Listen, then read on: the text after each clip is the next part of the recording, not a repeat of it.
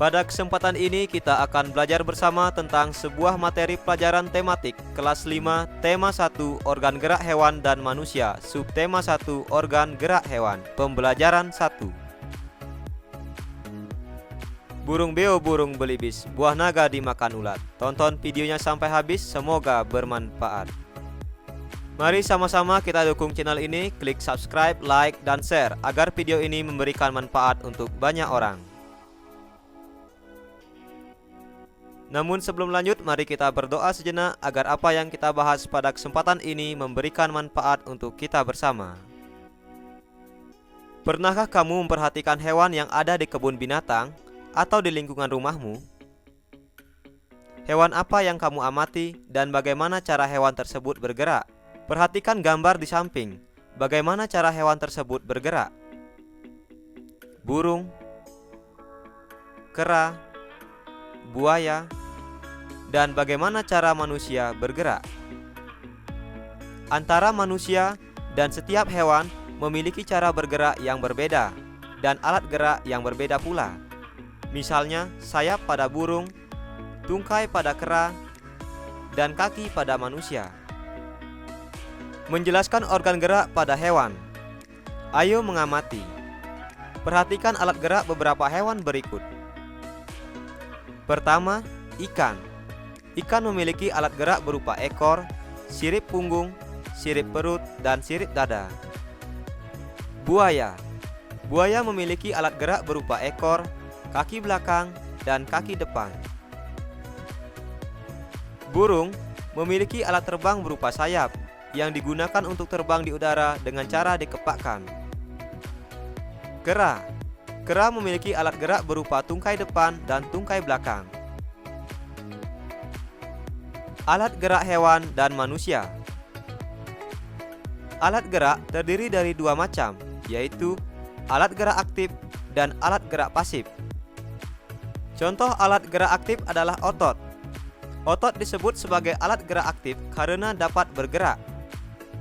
Sedangkan contoh alat gerak pasif adalah tulang.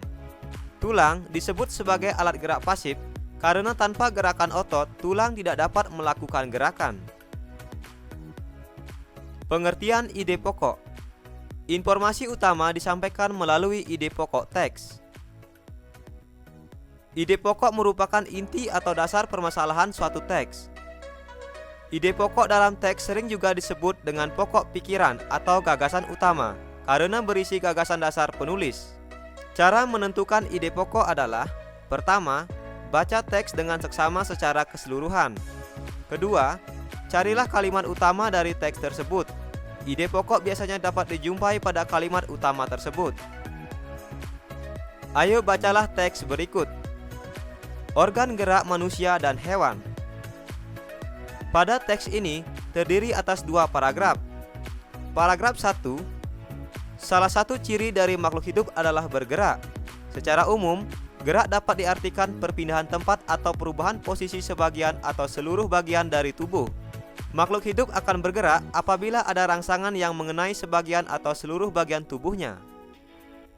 Paragraf 2, organ gerak pada hewan dan manusia memiliki kesamaan.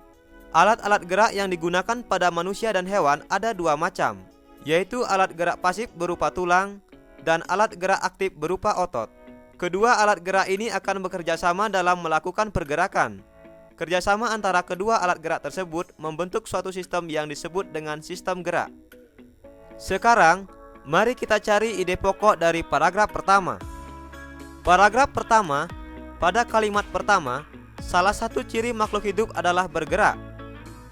Ini merupakan kalimat utama dari paragraf pertama.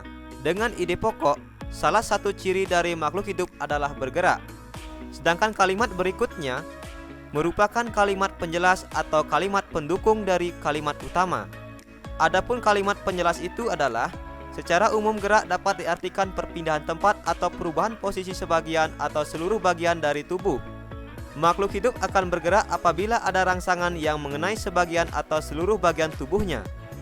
Nah, ini merupakan kalimat pendukung atau kalimat penjelas pada paragraf pertama.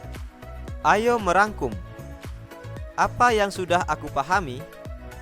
Hari ini Kita telah belajar tentang mengidentifikasi gagasan pokok dan pendukung dalam teks. Kita juga telah belajar tentang organ gerak pada hewan dan manusia. Sekarang, coba jawab beberapa pertanyaan kuis berikut. Pertama, apa yang dimaksud dengan gagasan pokok dan gagasan pendukung? Kedua, tuliskan contoh organ gerak aktif dan pasif, serta tuliskan contoh organ gerak pada hewan. Apa ya yang sudah aku pelajari hari ini? Agar lebih menarik, apa ya usulku? Jangan lupa tulis jawaban dan usulmu pada kolom komentar di bawah ini. Terima kasih telah menyaksikan video ini. Semoga bermanfaat. Mari sama-sama kita dukung channel ini. Klik subscribe, like, dan share agar video ini memberikan manfaat untuk banyak orang. Sampai jumpa lagi dalam video pembelajaran berikutnya.